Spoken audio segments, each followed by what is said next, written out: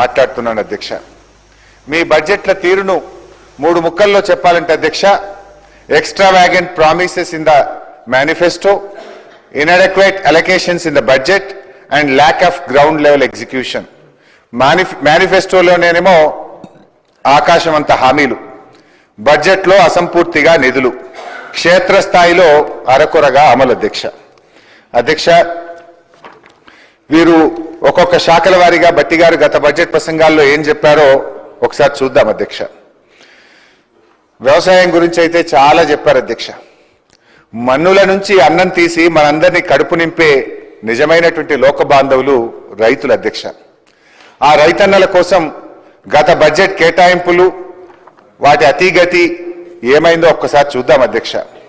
2024-25 అధ్యక్ష బడ్జెట్ ప్రసంగం 13వ పేజీలో అధ్యక్ష,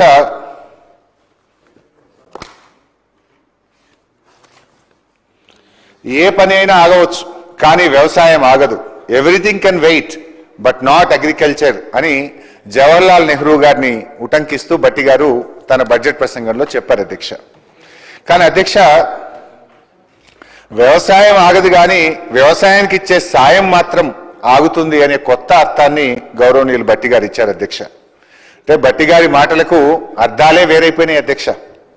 ఎందుకంటే అధ్యక్ష వ్యవసాయం ఆగలేదు కానీ రైతు భరోసా ఆగింది, పంటల బోనస్ ఆగింది, పంటల బీమా ఆగింది, ఎరువులు విత్తనాల సరఫరా ఆగింది, చివరికి అప్పుల బాధ తాళలేక ఎంతో మంది అన్నదాతల గుండె చప్పుడే ఆగింది అధ్యక్ష.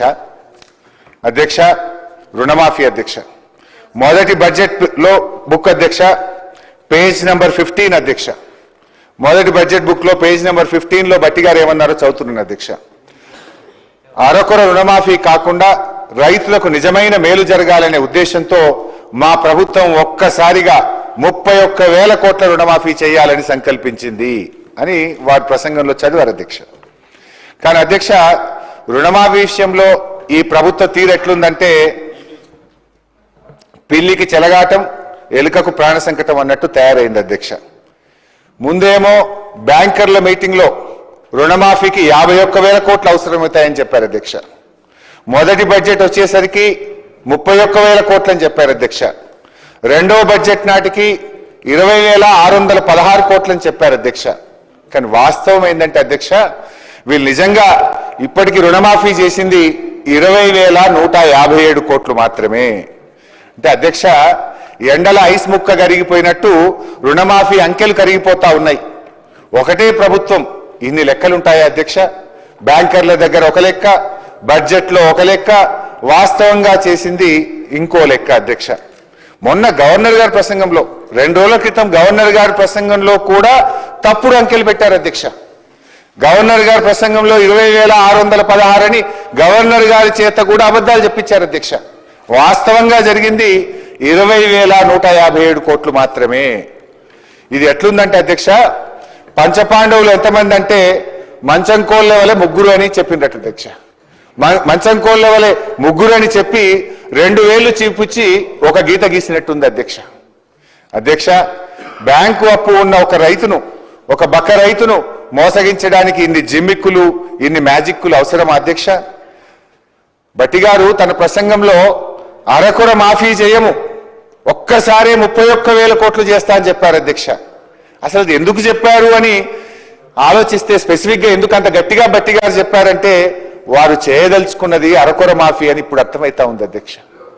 అధ్యక్ష నేను ముందే చెప్పిన అధ్యక్ష బట్టి గారి మాటలకు అర్థాలే వేరులే అని. ఎందుకంటే అధ్యక్ష ఇక్కడ ట్విస్ట్ ఉంది అధ్యక్ష. అసలు ట్విస్ట్ ఇక్కడ ఉంది అధ్యక్ష. ఏంటంటే అధ్యక్ష ముఖ్యమంత్రి గారు ఒక మీటింగ్లో చెప్పారు అధ్యక్ష 2 లక్షల పైన ఉన్న వాళ్ళందరూ కూడా మీది డబ్బులు మీరు కట్టేయండి, వెంటనే మీ 2 లక్షల రుణం మాఫీ చేస్తామని ముఖ్యమంత్రి గారు చెప్పారు అధ్యక్ష. ఎంతైనా ముఖ్యమంత్రి కదా అధ్యక్ష.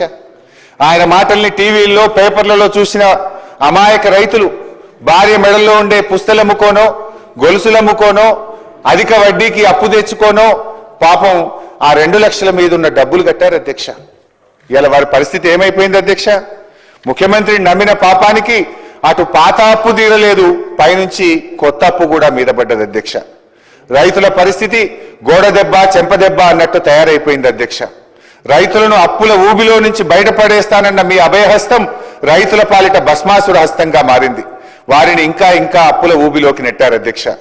అధ్యక్ష, నా నియోజకవర్గం సిద్దిపేటలోనే 2 లక్షల లోపు రుణమాఫీ కాని రైతులు 10,000